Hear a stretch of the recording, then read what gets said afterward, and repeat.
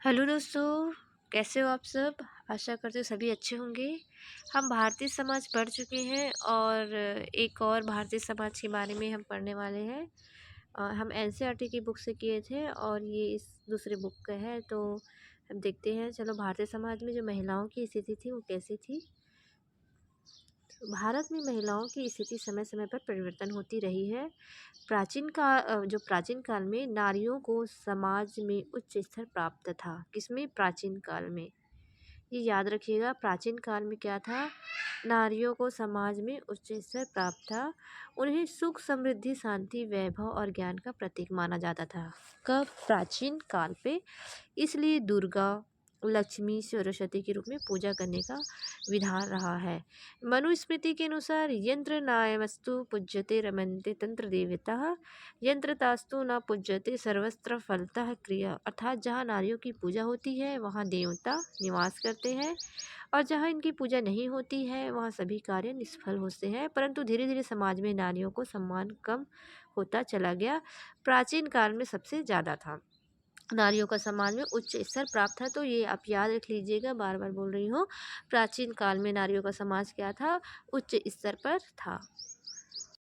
यहाँ पे विभिन्न कालों में हिंदू समाज में इस तरह की स्थिति पूछते हैं। जैसे वैदिक काल में स्त्रियों की स्थिति कैसे थी? वैदिक काल में भारतीय समाज में नारियों की स्थिति उन्नत थी। नारी को समाज और परिवार में महत्वपूर्ण स्थान प्राप्त था। किसमें? वैदिक काल में। नारी को अर्धांगिनी कहा जाता था।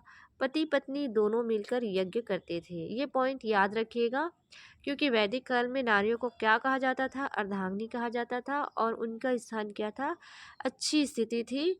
नारी समाज और परिवार में महत्वपूर्ण स्थान प्राप्त था, और बिना नारी के धार्मिक कार्य अधूरा माना जाता था। वैदिक काल में क्या होता था? पति पत्नी दोनों को मिलकर यज्ञ कराते थे, और बिना पूजा पाठ, बिना नारी के पूजा पाठ अधूरा माना जाता था। ऋग्वेद में दंपति दम धनपति अर्थात पति पत्नी शब्द का वर्णन है, जिसमें पति से पूर्व पत्नी शब्द का प्रयोग किया गया है। ऋग्वेद में क्या हुआ है? वैदिक काल में तो पढ़ लिए, लेकिन वैदिक काल में जो ऋग्वेद है उसमें क्या है? पति से पूर्व क्या किया जाता था? पत्नी का शब्द प्रयोग किया गया है। वैदिक काल में कन्या अपनी इच्छा से विवाह कर सकती थी। वैदिक काल में क्या कर सकती थी? कन्या अपनी इच्छा से विवाह कर सकती थी। नारियों में बाल विवाह प्रथा नहीं थी। नारियों में जो बचपन में जैसे विवाह कर दिए जाते थे वह नहीं था। वैदिक काल मतलब माना जाए कि वैदिक काल में नारियों की स्थिति बहुत ही अच्छी थी, और वह अपनी इच्छा से विवाह भी कर सकती थी। वे घर से बाहर स्वच्छंदपूर्व आ जा भी सकती थी। विधवाएं पुनर्विवाह भी कर सकती थी। अथर्ववेद में वर्णन है कि नववधि तू जिस घर में जा रही है वहाँ की तू सामग्री है। तेरे ससुर सास देवर व अन्य तुझे सामग्री समझते हुए तेरे शासन पे आनंदित हैं। यजुर्वेद के अनुसार नारियों को संध्या करने तथा उपनयन संस्कार के अधिकार प्राप्त थे। पी.एन. प्रभु के शब्दों में जहाँ तक शिक्षा का संबंध था, स्त्री पुरुष में कोई विशेष भेद नहीं था, और इस युग में दोनों की सामाजिक स्थिति समारोह से महत्वपूर्ण थी। तो सबसे अच्छी स्थिति नारियों में वैदिक काल में था, ये याद रखिएगा। उत्तर वैदिक काल में देखते हैं नारियों की स्थिति क्या क्या प्रभाव पड़ा है। उत्तर वैदिक काल में 600 ईसा पूर्व से 300 ईसा पूर्व तक माना जाता है। 600 ईसा पूर्व से 300 ईसा पूर्व माना जाता है। इस काल में नारियों के स्तर में कुछ गिरावट आई। मतलब सबसे अच्छा वैदिक काल में था। जैसे उत्तर वैदिक काल आया उसमें नारी की स्थिति में थोड़ा सा गिरावट आ गई। उत्तर वैदिक काल में धर्म सूत्रों ने बाल विवाह का निर्देश दिया, जिसके फलस्वरूप स्त्रियों की शिक्षा में बाधा पहुंची है। क्या हुआ है? उत्तर वैदिक काल में शिक्षाओं के स्त्रियों की जो शिक्षा है उसमें बाधा पहुंच चुकी थी। उनके लिए वेदों का अध्ययन बंद कर दिया गया था। इस काल में विधवा पुनर्विवाह निर्देश कर दिया गया। पति को परमेश्वर मानने की भावना का बीजारोपण हुआ। बहुपत्नी प्रथा का प्रचलन बढ़ा। मतलब इतनी खराब स्थिति उत्तर वैदिक काल में आने लग गई है। मतलब उत्तर वैदिक काल में नारियों की स्थिति बहुत ज़्यादा खराब हो चुकी थी। धर्मशास्त्र काल में कहते हैं इसे तीसरी शताब्दी में 11वीं शताब्दी के पूर्वार्ध तक माना गया है। इस काल में नारियों की स्थिति में और गिरावट आई। धर्मशास्त्र काल जब आया, इस काल में मनुस्मृति को व्यवहार की कसौटी मानकर वैदिक नियमों को तिलांजलि दे दी गई। इस काल में नारी सामाजिक और धार्मिक संकीर्ण विचारधारा का शिकार बन गई।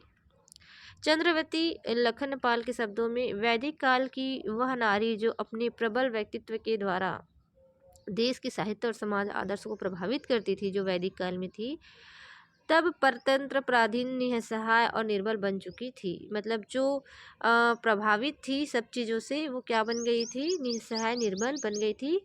पति स्त्री के लिए देवता है, विवाह ही उनके जीवन का एकमात्र संस्कार है। यदि विचारधाराओं ने यह जन्म ले लिया था, उत्तर वैदिक काल से यह शुरू हो गया था धर्मशास्त्र काल तक। मनुस्मृति में यहाँ तक लिखा दिया गया है कि नारी कभी स्वतंत्र रहने योग्य नहीं है। बचपन में पिता के अधिकार में, युवावस्था में पति के वश में तथा वृद्धावस्था में पुत्र के नियंत्रण में रहे। पति की सेवा करना स्त्री का परम कर्तव्य मान लिया गया। स्त्रियों को संपत्ति के अधिकार से वंचित कर दिया गया था। मध्यकालीन काल आते तक इनकी स्थिति क्या थी? मध्यकाल 11वीं शताब्दी 16वीं शताब्दी तक मानी जाती है। इस काल में मुगल साम्राज्य की स्थापना हुई थी। भारतीय संस्कृति की मुगलों से रक्षा करने के लिए ब्राह्मणों ने कड़े नियम का प्रावधान किया। 5-8 वर्ष की आयु में कन्याओं के विवाह होने लग गए, जिससे स्त्री शिक्षा में गिरावट आई। मतलब मुगल साम्राज्य में स्थिति की दशा और दयनीय हो गई थी। पर्दा प्रथा चलन हो गया था। अगर आपसे पूछा गया कि पर्दा प्रथा का चलन कब हुआ था, तो मध्यकालीन काल में हुआ था। सती प्रथा का प्रचलन हुआ। एक पत्नी होते हुए दूसरी पत्नी का रखना सामाजिक प्रतिष्ठा बन गई, इसलिए उसे अस्तित्व के लिए महिलाओं पूर्ण रूपेण पुरुषों पर निर्भर हो गई। मतलब मध्यकालीन या मुगल साम्राज्य में क्या हो गया था? पर्दा प्रथा का चलन हो गया था और सती प्रथा का प्रचलन हो गया था। जैसे ही उनके पति अगर मर जाते हैं तो उनको भी आग में झोंक दिया जाता है। ये सती प्रथा, ये किस में हुआ था? मुगल साम्राज्य में या मध्यकालीन काल में। स्वतंत्रता पूर्व महिलाओं की स्थिति देखते हैं। 8वीं शताब्दी के अंत से लेकर स्वतंत्रता प्राप्ति तक काल इसमें आता है। स्वतंत्रता पूर्व, जब स्वतंत्रता मिल गई थी तब उनकी स्थिति कैसी थी? ये 11वीं से 16वीं शताब्दी मुगल साम्राज्य के टाइम तो आप समझ ही गए हैं। उसके बाद 18वीं शताब्दी के अंत से लेकर स्वतंत्रता प्राप्ति तक इस काल में आता है। इस काल में भारत में अंग्रेजी का शासन था। इस काल में भारतीयों ने समाज सुधार के अनेक प्रयास किए, लेकिन अंग्रेजी सरकार का उन्हें विशेष सहयोग इस कार्य में नहीं मिला। इस काल में नारियों की दशा खराब होने के लिए निम्नलिखित कारण है। देखते हैं क्या क्या कारण है। अशिक्षा। इस काल में महिलाओं को शिक्षा से वंचित रखा गया, जिनसे उनका जीवन स्तर अपने परिवार तक ही सीमित होकर रह गया।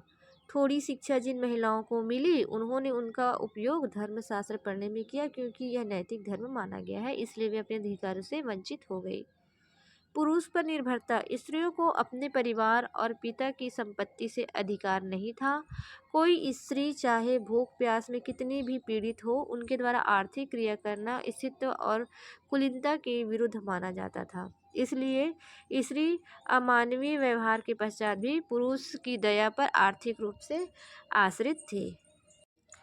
बाल विवाह क्या है? बाल विवाह देखते हैं। बाल विवाह के कारण महिलाओं में शिक्षा का स्तर निम्न रहने से अज्ञानता बढ़ी, जिससे वह समाज की मौलिक स्थिति को समझकर अपने अधिकारों की मांग न कर सकी। छोटी उम्र में विवाह होने से पारिवारिक उत्तरदायित्व शीघ्र आ जाते थे और उनका विकास प्रभावित होता था। ये बाल विवाह भी प्रचलित हो गया था। संयुक्त परिवार प्रथा। संयुक्त परिवार प्रथा में महिलाओं को संपत्ति के अधिकार नहीं दिए गए। अनेक गाथाओं और उपदेशों में महिलाओं को यह उपदेश दिलाया गया कि पति परमेश्वर है, उनकी पूजा की जानी चाहिए। महिलाओं के समस्त अधिकार छीनकर उन्हें पंगु बना दिया गया। वैवाहिक कुर्तियाँ। अनेक विवाह कुर्तियाँ जैसे अंत विवाह, कुलीन विवाह, दहेज प्रथा, विधवा विवाह पर नियंत्रण आदि ने महिलाओं की स्थिति को गिराने में सहयोग दिया। इन प्रथाओं के कारण महिलाओं को परिवार में भार समझा जाने लगा। मुसलमानों के आक्रमण में से बाल विवाह, पर्दा प्रथा, विधवा विवाह, निषेध, महिलाओं का घर से बाहर निकालना बंद होना आदि मुसलमानों के आक्रमण के कारण हुआ, जिससे मुसलमान हिंदू स्त्रियों को अपने साथ न रख सके। सुधार आंदोलन और महिलाओं की स्थिति में स्वतंत्रता पूर्व भारत में सुधार आंदोलन ने महिलाओं की स्थिति सुधारने के प्रयास किए। सुधार आंदोलन जब हुआ तो उसमें महिलाओं की स्थिति सुधरने लगी। इसका संक्षिप्त जैसे ब्रह्म समाज 1828 में राजा राम मोहन राय ने ब्रह्म समाज की स्थापना करके सती प्रथा के विरुद्ध आंदोलन किया। कब किया था? 1828 में। इन प्रयासों के परिणाम स्वरूप 1829 में सती प्रथा को समाप्त करने के लिए सती प्रथा निषेध अधिनियम बनाया गया था।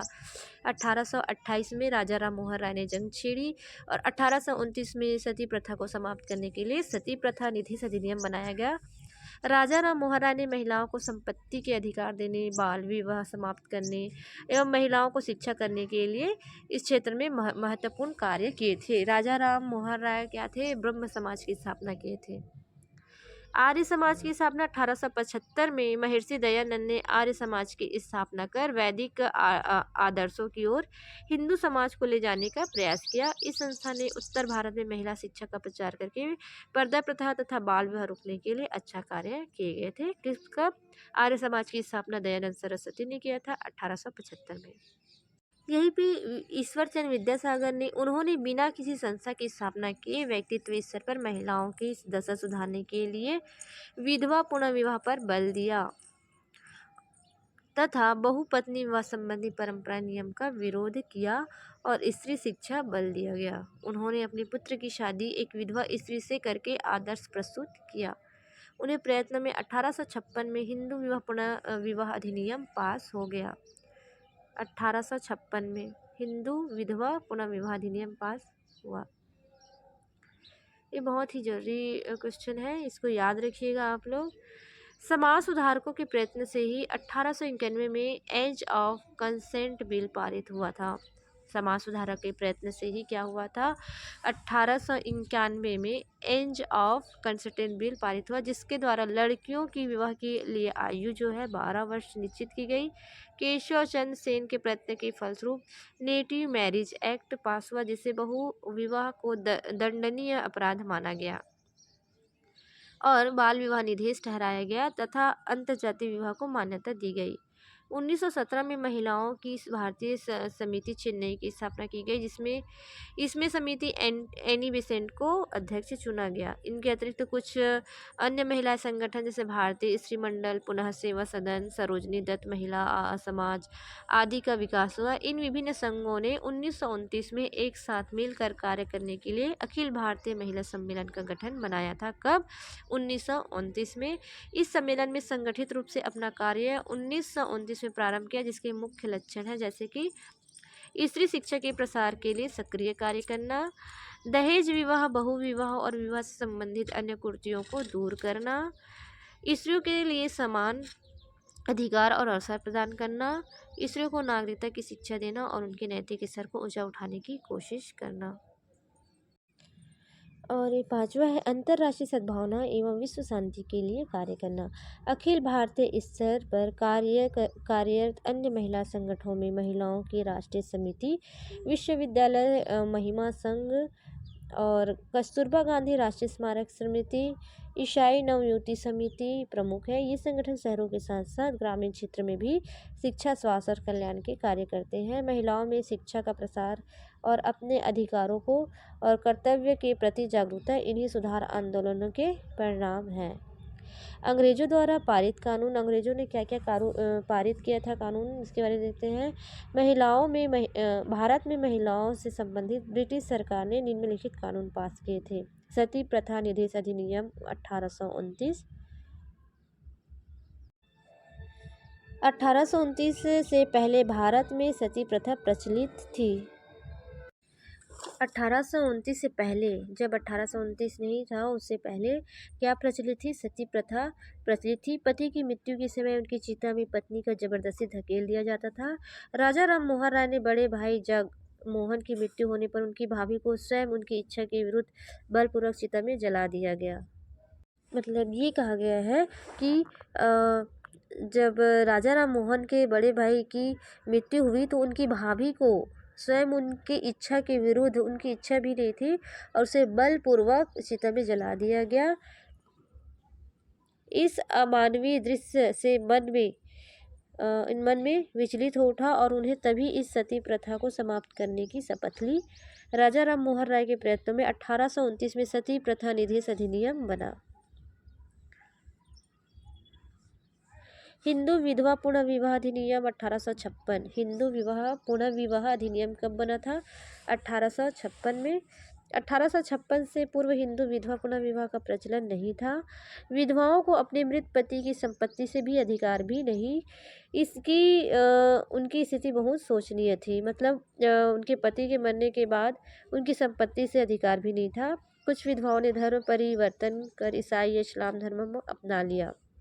आर्य समाज, ब्रह्म समाज, ईश्वरचंद विद्यासागर के प्रयत्न से सरकार ने 1856 में हिंदू विवाह विधवा पुनर्विवाह अधिनियम पारित किया गया। कब? 1856 में। बाल विवाह निरोधक अधिनियम 1929 में। हरविलास सारदा के प्रयत्न बाल विवाह निरोधक अधिनियम पास हुआ, जिसे सारदा एक्ट के नाम से जाना जाता है। ये जरूरी है। अगर आपसे पूछा गया बाल विवाह निरोधक अधिनियम 1929, तो क्या बोलेंगे? सारदा एक्ट बाल विवाह से संबंधित है। किससे संबंधित है? सारदा एक्ट बाल विवाह से संबंधित है। हिंदू स्त्रियों का संपत्ति पर अधिकार अधिनियम 1937 को। इस अधिनियम द्वारा विधवा स्त्री को उनके पति की संपत्ति के अधिकार दिया गया और यह अलग रहने तथा भरण पोषण हेतु स्त्रियों का अधिकार अधिनियम 1946 में। किसी कारण से पति से अलग रहने की स्थिति में पत्नी को भरण पोषण मिलेगा, यह अधिकार उक्त कानून से दिया गया है। क्यों? कब? 1946 में। स्वतंत्रता के पश्चात महिलाओं की स्थिति क्या थी? स्वतंत्रता प्राप्ति के पश्चात नारियों की स्थिति में और भी अधिक सुधार हुआ। सरकार, गैर सरकारी संगठन, महिलाओं के संगठन सहित समाज सुधारकों के प्रयास के परिणामस्वरूप आज भारतीय नारी की स्थिति मध्यकाल की नारी से कहीं ऊंची हो गई है। मध्यकाल में भी नारी की स्थिति अच्छी है, लेकिन आज उनसे भी अच्छी हो गई है। आज भारतीय नारी को अपना जीवन साथी चुनने का पूरा अधिकार है। आर्थिक क्षेत्र में पुरुष के साथ कंधे से कंधा मिलाकर कार्य कर रही हैं। उन्हें तलाक का भी अधिकार प्राप्त है। पारिवारिक संपत्ति में उन्हें उत्तराधिकार प्राप्त है। राजनीतिक क्षेत्र में भी नारियां पुरुषों से पीछे नहीं है। स्थानीय स्तर पर पंचायतों में उन्हें आरक्षण की सुविधा भी प्राप्त हो गई है। राज्य विधानसभाओं एवं लोकसभा में भी उन्हें आरक्षण हेतु राजनीतिक दल प्रयासरत है। आज भारतीय नारी पूर्णतः पुरुष पर ही आश्रित नहीं है, पुरुष की जीवन साथी बनती जा रही है। स्वतंत्रता प्राप्ति के पश्चात औद्योगिकरण व नागरिक एकांकी परिवारों की संख्या में वृद्धि, नारियों में सामाजिकता चेतना, अंतर्जातीय व प्रेम विवाहों के प्रचलन, राजनीतिक चेतना व वैधानिक सुविधाओं जैसे कारकों ने नारियों की स्थिति को पुरुष के बराबर लाने में सहायता दी है। राजनीतिक